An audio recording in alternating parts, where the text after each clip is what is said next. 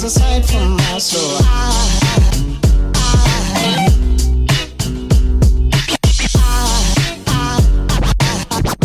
there goes a sight, there goes a sight. Now there goes a sight from my soul.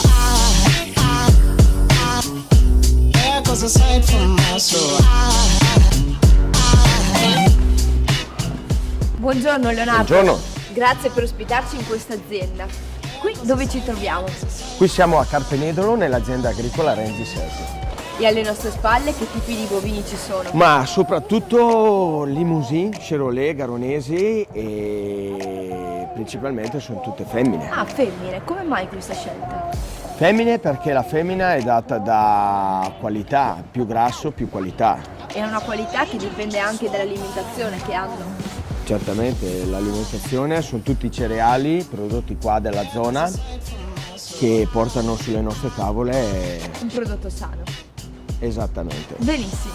Andiamo a vedere il resto dell'azienda? Andiamo. Andiamo.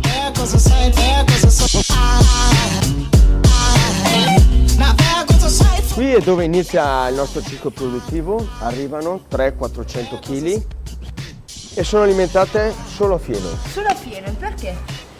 Solo a fieno perché dal pascolo ai cereali diamo quella possibilità qua di abituarsi, perché noi di Sale e Pepe ci teniamo al nutrimento salutare dei nostri bovini.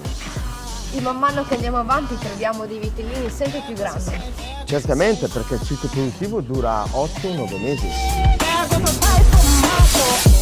Allora Leonardo, dove ci troviamo ora?